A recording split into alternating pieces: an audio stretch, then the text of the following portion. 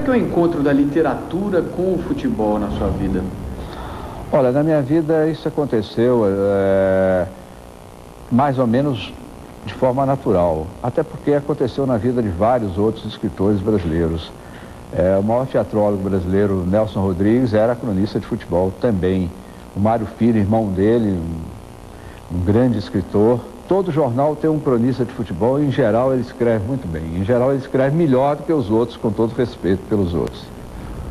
Existe literatura sobre futebol, existe a crônica do futebol, mas por que não existe literatura de ficção? Por que não se contam tantas histórias, não se inventam? Uma pergunta excelente. Veja, o Zé Lins do Rego, que era apaixonado pelo Flamengo, um grande romancista dos maiores, o pior livro dele é o que ele fala sobre futebol. Porque ele quis fazer aquela coisa, o futebol é um exercício da vitória, da magia, do conto de fadas do menino pobre que vira rei. Entra o Rivelino, cruza para a área, uma bola perigosa, subiu o Pelé. Gol do Brasil! Pelé, número 10. A grande epopeia do futebol é narrada pelos locutores esportivos nas rádios e hoje na televisão. Pelas crônicas diárias que são muito boas e que esgotam todo o assunto. Eu não consigo escrever. Eu tenho um conto chamado Últimos Instantes do grande Heleno de Freitas no Hospício de Barbacena, sobre o Heleno, que foi mito do Botafogo, essa coisa toda, mas não teve a repercussão dos outros contos meus que não falam de futebol. Eu não consigo escrever um conto sobre futebol. Não conseguiria fazer um romance. Como começou a sua paixão pelo futebol? Começou menino, em São Miguel e Almas de Guanhães, hoje apenas Guanhães, ouvindo a Rádio Nacional, Jorge Cury, narrando os jogos. Ainda dentro do campo Uruguai, deu para Guidia. Guidia devolveu a Júlio Pérez, que dá em profundidade ao ponteiro direito. Corre Guidia, aproxima-se do gol do Brasil e atira. Gol! E o Ari Barroso narrava na Tupi, torcendo muito pelo Flamengo, com a gaitinha que tocava na hora dos gols e que tocava mais quando era gol do Flamengo. E eu comecei torcendo pelo Botafogo. Eu era o único torcedor do Botafogo em Guanhães, onde só havia flamenguistas. Era um negócio terrível. Quando o Flamengo ganhava. E quando o Botafogo ganhava, eu não podia nem comemorar. Porque eu era o único. E eu era também atleticano, né? Mas o Atlético já tinha uma grande torcida em Guanhães.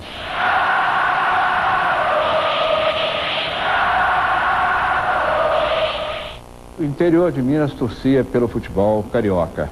E o Atlético era dos times de Minas, tinha uma hegemonia no interior de Minas. Aí com o Mineirão descobriram o futebol mineiro e o Cruzeiro cresceu muito como um time muito bom do Tostão, Piazza, Dirceu Lopes, o Raul no gol, entende?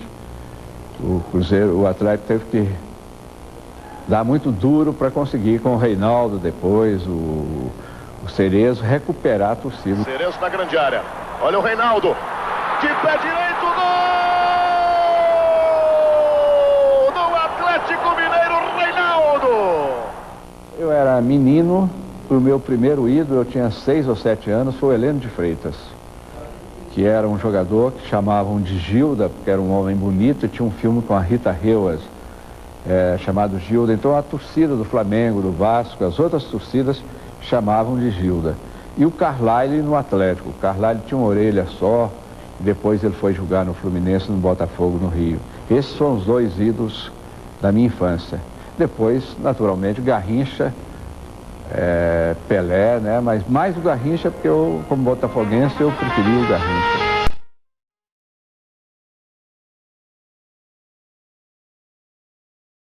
É verdade que o Atlético nem sempre foi chamado de Galo? Não, o Galo veio quando um desenhista chamado Mangabeira criou esses Atlético, o Galo, o América, o Coelho, a Cruzeiro, a Raposa, no estado de Minas.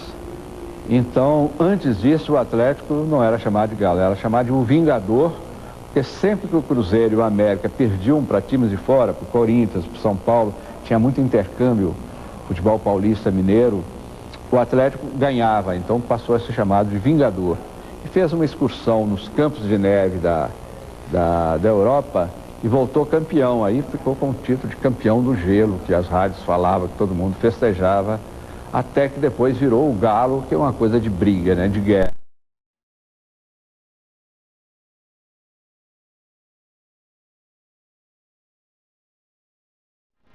Seguramente a maior alegria que o Atlético me deu foi em 71, com o Telê de Santana de técnico, o Dario Peito de Aço, que não era da Maravilha ainda, o Aldair, quando o Atlético foi campeão brasileiro de 71. Humberto Ramos na penetração, até junto à linha de fundo, perigo, cruzamento, sai Dario! Dario, o primeiro gol! Dario! Atlético 1, Botafogo 0 em Maracanã. Esporte é cultura! A decisão não foi em Belo Horizonte. Eu fiquei para escrever sobre a chegada do Atlético. Foi um momento maravilhoso. Foi uma coisa assim, de uma força tão grande que nem hoje você vê. Numa torcida como a do Atlético, uma torcida febril.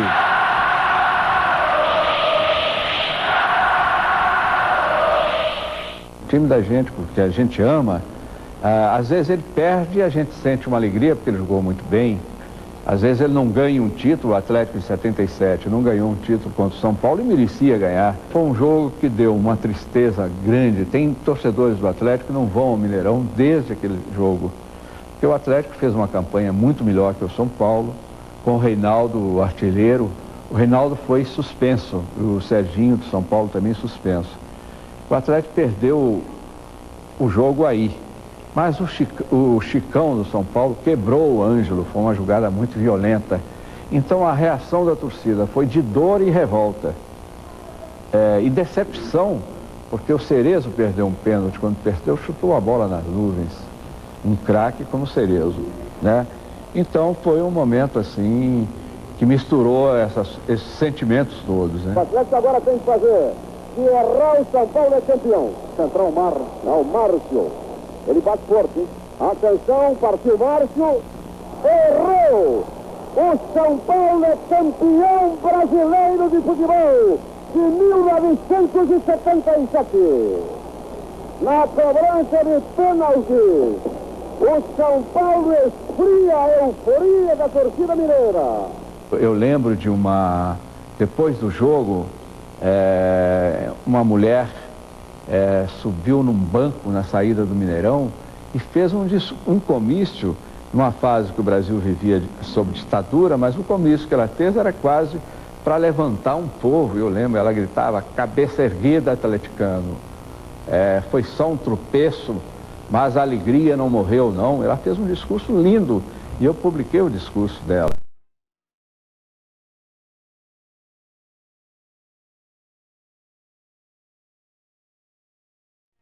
A guerra Cruzeiro e Atlético em Minas e em Belo Horizonte, principalmente, é muito semelhante à do Grêmio e do Internacional em Porto Alegre. Quando o Atlético está perdendo em Belo Horizonte, você não sabe se você não está vendo pela televisão, ou vendo o jogo no estádio, o foguetório da torcida do Cruzeiro é tanto quando o Atlético leva um gol que você não sabe. O mesmo acontece se o Cruzeiro está perdendo. Reinaldo, Paulo Isidoro, ganhou o Reinaldo, saiu o goleiro, tocou o Reinaldo. Tá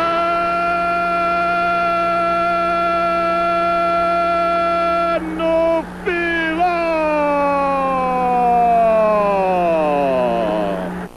Bateu o Marcelo. Tá no final! Deu uma graxa, a bola tomou uma trajetória toda irregular. Raul teve a impressão que ela sairia, mas ela entrou rente pelo trinco da gaveta esquerda do goleiro do Cruzeiro. O Atlético montou uma grande equipe, é uma máquina de jogar futebol e o Cruzeiro tem que se conformar. Futebol é isso mesmo. E acabou! Essa rivalidade deve ser uma matéria-prima ótima para o cronista, não? Isso é maravilhoso, é excelente. Isso ajuda, porque sempre você tem um assunto. Eu, por exemplo, no estado de Minas, tem dia que eu recebo e-mails de noivas, moça cruzeirense, noiva de atleticano, e que o pai, que é cruzeirense, diz que não vai ao casamento. Então pede que eu dê uma opinião, que eu dê um conselho. Eu acabo dando até conselho sentimental. Isso acontece também no caso do Atlético, se um atleticano da Galocura, que é a maior torcida organizada, namorar uma moça da Marca Azul, que é a grande torcida organizada do Cruzeiro, isso é um escândalo, isso é proibido.